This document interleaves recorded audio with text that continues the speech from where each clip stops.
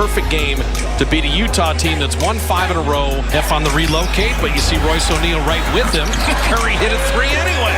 If you're going to play with Curry all at the three-point line, he's going to cut back door.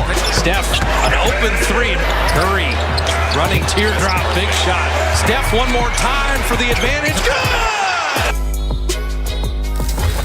Steph and the Dubs clinch a spot in the play-in. What a season it's been for him. He's leading the league in points per game, and if he wins a scoring title, will join Wilt, Kareem, and Jordan as players with multiple scoring titles, MVPs, and rings. Last night, he hit 11 three-pointers, giving him 12 career games with at least that many.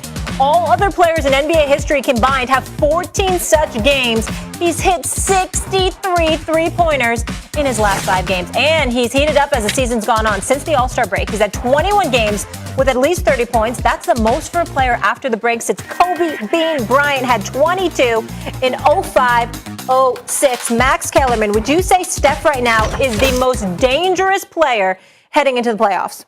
No, I wouldn't. I was tempted to say it's Damian Lillard because of Lillard's history of coming through under pressure. He does a pretty good approximation of Steph under normal circumstances, and a better Steph than Steph when it matters most in late and close games. And I acknowledge Steph used to choke in the finals. I'm sorry, people don't want to put it that way, but that's what it was. He, greatest half-court offense of all time, 4 minutes and 22 seconds, a 73-win team, scored 0 points. 0. But he hit some big shots against Toronto last time seen in the finals. No, I'm not going to say Damian Lillard instead of Steph. I'm not going to say Steph. The answer is the guy who led the team that held them scoreless in the fourth quarter in Game 7 at home with the fate of the universe on the line, and that would be LeBron James. LeBron James is the most dangerous player when it matters most. If that weren't the case, I'd be sitting here saying James Harden's the best player in the league. But he's not. You know why? Because in the regular season, LeBron James is just as good as anyone else. And in the playoffs, he's twice as good as anyone else. The answer is LeBron James.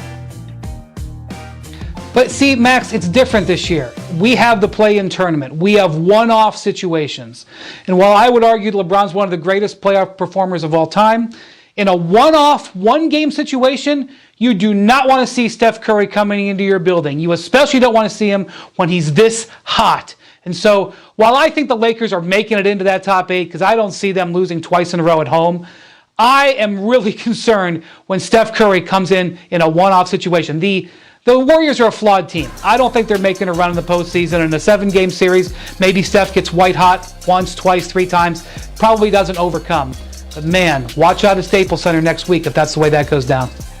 Yeah, Wendy, I see it the exact same way as you. With Steph Curry, you don't want to see him in a one-game playoff scenario. I mean, we saw what this guy did on Saturday against OKC. Dropped 49 points in 29 minutes. And since April 1st, the guy's averaging 37.5 points a game, and he's hit 136 three-pointers. The next closest person is 53s less than that. So, I mean, Steph is capable of these huge outbursts offensively. And so when we start talking about the expectations that we have for the Golden State Warriors, and we look at what Steph is doing right now, I mean, this is the guy that nobody wants to face early on in the playoffs because of what he's capable of doing. Well, you would be right, Wendy. You'd be right about it, and you'd be right, Chris, if it was a one-game play-in. But we know if you're 7 or 8, it's not a one-game play-in. It's 2.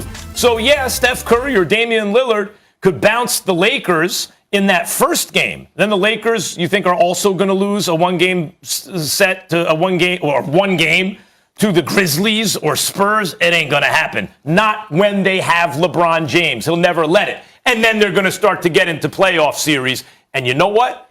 The Jazz and the Suns will be scared. You know why? The Lakers have no earthly business competing with them the way their season's gone. But we all know they have LeBron James.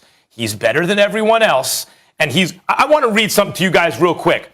Kevin Durant in that finals against LeBron when he was on the team with Steph and Clay and no one else had a chance to win, went for 43, 13, and 7 one game. And I tweeted this at the time because that was amazing. Oh my God, KD's so good. In those same playoffs, I just want to read you some lines that LeBron had. 46, 12, and 5. 44, 10, and 8. 45, 9, and 7. This is in the same playoffs. Not in his career, in those playoffs. 43, 14, and 8. 42, 10, and 12. I'm not done. 46, 11, and 9. 51, 8, and 8. He did those in the same playoffs. He is the most feared, he is the best, and he's the scariest heading into the postseason.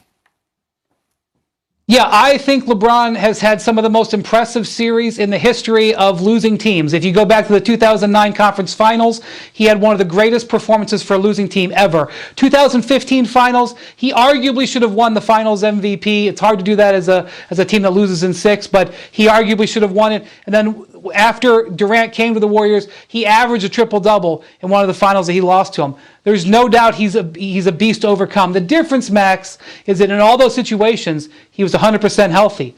I just don't know where he is right now. Now, in a week, I may completely agree with you. But right now, when you're asking me this, I just got to see him play tonight. I got to see how he looks coming off this injury. He's never done this before. Yeah, it's a lot of show and prove with LeBron James in terms of him being healthy, and that's why I wouldn't qualify him as the most dangerous player going into these playoffs. But make no mistake about it. I mean, if LeBron James goes out there and he shows that he's capable of running, jumping, cutting, and planting all of those different things, then yeah, nobody's going to want to see the Lakers. Nobody's going to want to see LeBron, especially those teams at the top of the Western Conference in a long series. All right, we'll leave it there, guys. I want to get to the Celtics because this has been a disappointing season for them, no doubt. More bad news for what's already been frustrating for them. Jaylen Brown will miss the remainder of the season with a left wrist injury. The team announced Monday Brown is expected to have surgery this week. Despite this injury, there's no denying the talent of the young stars Jayson Tatum and Jaylen Brown on this roster. Remember, they got bounced in the Eastern Conference Championship. That was by Miami Heat last season. Max, I mean, we're not even mentioning Kemba Walker, but obviously Kemba's there as well. I know it's been a down year for him, but can the Celtics win a title with Tatum and Brown as their cornerstones? No. And the reason I'm saying that is because when you say that, what you're saying is those two are in a class by themselves on the team, right? You're not saying Tatum and Brown and two other dudes as good as Brown. But that's what it would take. It is so gangster to win a championship in the NBA. People, it's not just that you need two superstars. If it's only going to be two, it needs to be Shaq and Kobe in their primes. Because let me tell you something, Shaq and Penny in their primes is not enough. When you look at, you were talking about super teams earlier, Wendy, and you were saying, hey, well, LeBron had to respond to Boston. Boston wouldn't have done that with any two of those three guys. If it's going to be only Garnett or Pierce or Ray Allen, all first ballot Hall of Famers, you need three of those dudes, three of them. Because none of those dudes are Shaq or Kobe. LeBron and Wade, I mean, Chris Bosh was great, but LeBron and Wade were in a separate category. And insofar as what we mean when we say, can these two be the Jordan and Pippen, right? Can they be two that can bring you there? No. Tatum and Brown are great. They can be on a championship team, but you need at least two other guys right on that level with Jaylen Brown if you think you're going to win a championship.